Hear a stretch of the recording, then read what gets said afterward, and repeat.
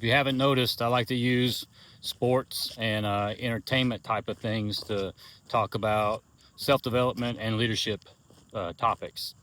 I think that's something that majority of people can relate to, right? But so yesterday, the owner of the Bills and the GM sit there and had a press conference, and everybody on the sports channels are all talking about it, about how they basically tried to shift all the blame to the previous coach, trying to justify the reason for keeping the GM and not removing him from power, right?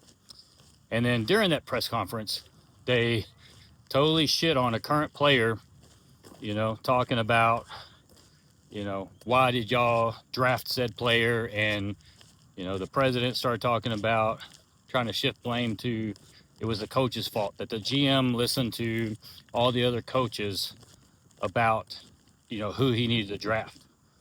And, it's important that you take in input, from those around you, right? Like they employ people for a reason, and those people should have a voice on certain things. But, once, as a leader, which the GM is a leader, once, you make those decisions, like it's yours to own. Like when I'm on a mission or I'm at work in the military, like when I was a chief, senior chief, or mass chief, and I'm going against an IED, so a homemade bomb, I always ask my team, what do they think we should do, right? Here's the situation. What do you think, right? To see everyone's, thought process on how to tackle the problem.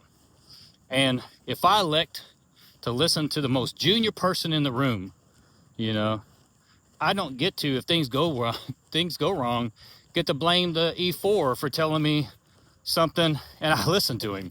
Like, no, that decision's mine to own. I'm like, oh, I'm comfortable with that. That sounds like a good idea. Let's do it. And if it don't work out, I don't get to blame him. And that's basically what the GM and the president are doing.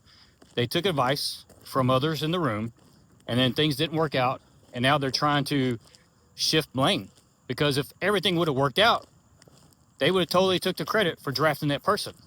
But things haven't turned out the way they want them to, and now they're trying to point fingers in a different direction. And I just think it sends a bad tone to the other people in the room, because what it does is it makes it to where people realize that, cool, you're going to own the good shit, and you're going to point fingers when it goes wrong. So now I'm just going to not tell you my recommendations. All right? Something to think about as you move forward. All right? Let's fucking get it.